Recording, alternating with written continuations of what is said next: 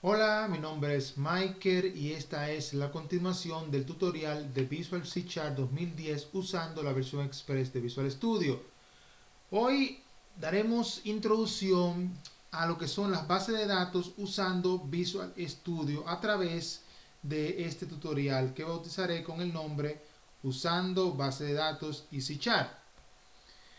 Usaremos dos ediciones gratuitas que vienen dentro de la versión Express de Visual Studio, que son SQL Server 2008 Express Edition y SQL Server Compact 3.5 Edition.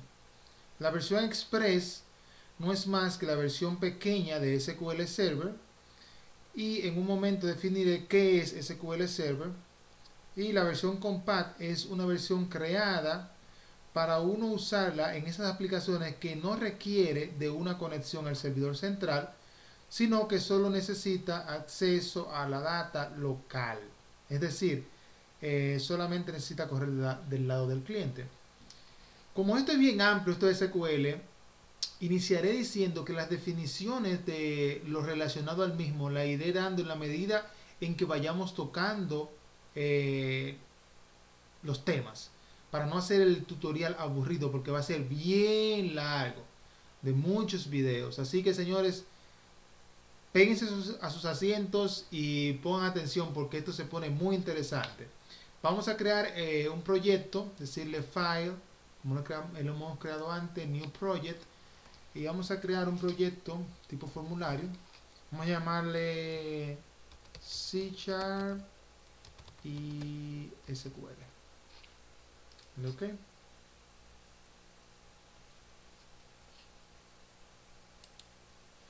Entonces vamos a agregar, ustedes saben que hemos agregado ya en los proyectos clases, interfaces, otros formularios, y así hemos agregado muchísimos archivos a los proyectos, y de esa misma forma vamos hoy a agregar una base de datos a nuestro proyecto. Simplemente haciendo right click, add new item, y en este caso, como utilizaremos la versión Express de SQL 2008, utilizaremos el Service Database, que son las bases de datos de ese tipo. MDF significa, creo, Microsoft Data File. No, Microsoft Data File, sí, eso creo que significa. Vamos a ponerle aquí un nombre a este, vamos a ponerle a este Master de maestro, darle Add.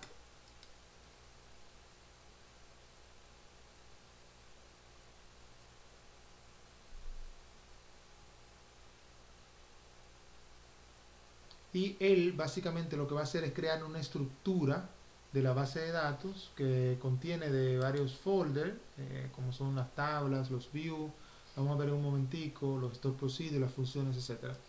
Esto básicamente lo que nos muestra aquí es para que seleccionemos el data source, si vamos a utilizar algún servidor que esté en la red para crear esa base de datos y sus tablas en ese servidor allá en la red, o si vamos a utilizar un Entity Data Model, que también lo vamos a ver luego, pero en este caso no vamos a usar ninguno de los dos. Vamos a hacerle cancel, y aquí tenemos la base de datos. Vamos a darle right click y decirle no, doble clic, o por right click open también funciona, para ver la estructura, que como les decía consta de un sinnúmero de folders, de lo cual vamos a ver hoy, o a usar básicamente las tablas. Vamos a decirle right click, add a new table, y a esa tabla vamos a crearle las columnas. Vamos a agregarle un tipo de dato, vamos a decirle si es nulo, si acepta nulo o no. Vamos a comenzar con cliente ID entero, nombre, marchar, apellido, marchar, email, marchar, fecha de compra, verdad de time, que es el tipo de fecha, y finalmente vamos a agregar el crédito, crédito o efectivo, para simular si la compra es hecha en crédito o en efectivo. ¿Qué significa esta columna? Bueno, que nosotros en este caso no vamos a querer que este campo quede blanco, siempre tiene que tener data, al igual que el nombre. No puede haber un cliente sin nombre, no puede haber un cliente sin apellido. Puede que exista un cliente sin email, es muy poco probable, pero sí eso es posible, así que lo vamos a dejar que sea nulo. La fecha de compra también la necesitamos. Si hubo una compra, tiene que haber una fecha. Y si es crédito efectivo, vamos a dejarlo también que acepte nulo, para básicamente tener dos campos que permitan nulo y así poder graficar mejor las ideas y los ejemplos en los siguientes videos. Cada campo se le agrega también un tipo de dato. Ustedes conocen lo que son los tipos de datos enteros, que básicamente permiten valores que sean enteros. Bueno, esa definición está como un poco floja, ¿cierto? La parte de entero consiste en que sean números enteros positivos.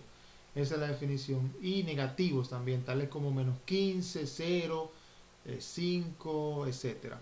Eso es lo que acepta el entero. El nvarchar acepta datos que pueden variar entre números y caracteres.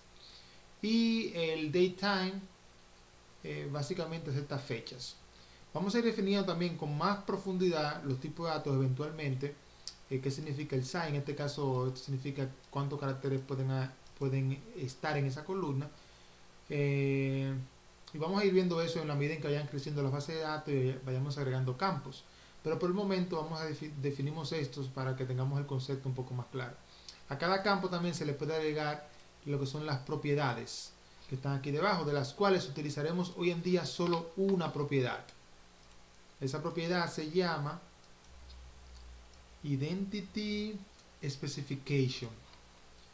Básicamente lo que eso significa es que ese campo se va a autoincrementar de 1 en 1. Puede usted también decirle que se incremente de 2 en 2, de 3 en 3, para eso el seed, y también a partir de cuál se va a incrementar.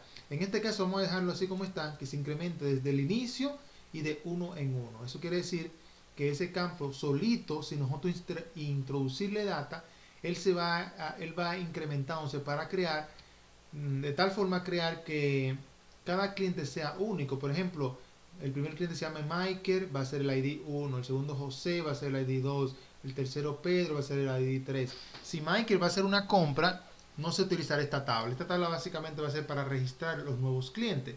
De tal forma que Michael digamos que en la tabla de ventas puede aparecer 15 veces, pero con un solo ID, que va a ser único, que va a ser el ID 1. Eso lo vamos a ver en clases siguientes, cómo hacer las relaciones, cómo asignarle los primary key, los constraints, entre otras cosas. Eso lo iremos viendo en otros videos. Pero por el momento ya saben para qué se utiliza el identity. Vamos a darle grabar. Y vamos a ponerle un nombre a esta tabla. A esta tabla vamos a poner el nombre de cliente.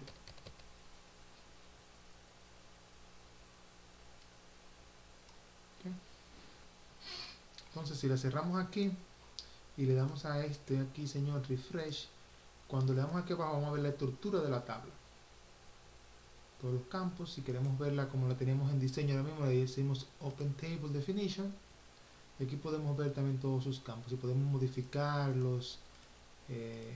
Claro, ahí va a haber momentos que no vamos a poder modificarlo por razones que yo explicaré luego, como que haya data ahí que no se pueda borrar, o que haya aquí unas condiciones en el ambiente que no le hayamos hecho un check para que nos permitan modificarla, que también la vamos a ver luego. Pero básicamente aquí podemos agregar campos, editarlos, sus data types y sus propiedades.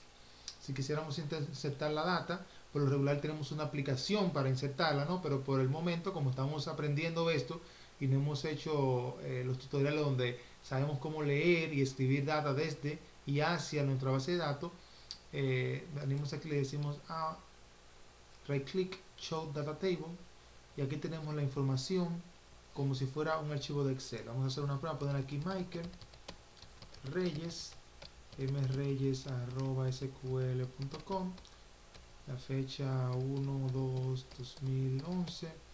Voy a ponerle aquí crédito. Y vamos a ponerle aquí José. Noten como yo aquí a José no le voy a poner apellido. J. Rosado 3/2/2011. Y miren cómo nuestro amigo se va a quejar cuando yo le dé enter, porque tengo un campo aquí que yo le dije que no me lo podía dejar vacío, que no aceptaba nulo, y yo lo estoy dejando nulo. Vamos a darle enter y aquí se nos queda el sistema. Básicamente esa es la utilidad de los campos nulos. Eso va también a afectar una aplicación que esté tratando de insertar datos en esta tabla y dejando ese campo vacío. Vamos a ponerle aquí rosado. Eso no va a pasar, por ejemplo, si yo pongo aquí Miguel Pérez mp@sql.com.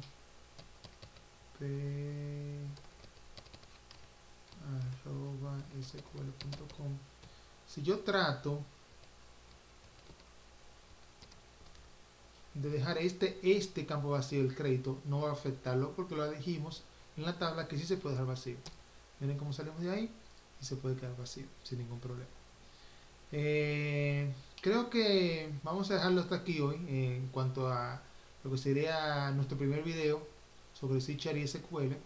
Vamos a cerrarlo aquí. Si nosotros lo cerramos y le damos de nuevo aquí a la tabla, show data table, table data, aquí vemos toda la data que ya habíamos insertado. Vamos a, antes de terminar, definir qué es SQL Server para aquellos que no lo conocen.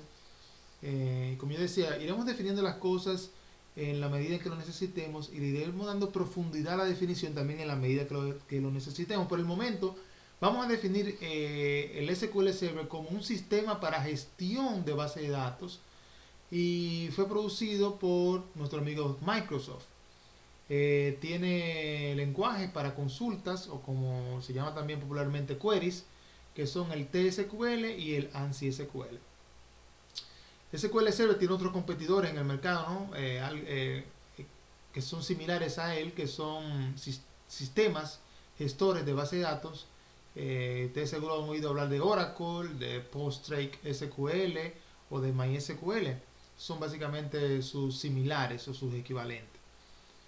Vamos a dejarlo hasta aquí. Entonces en el próximo video vamos a seguir un poquito jugando con esto. Vamos a ver, creo, lo que son las relaciones. Vamos a crear otra tablita y vamos a relacionarla para que ustedes vean la magia de cómo nosotros podemos tener dos tablitas que tengan una relación una con otra y por qué se crea esa relación.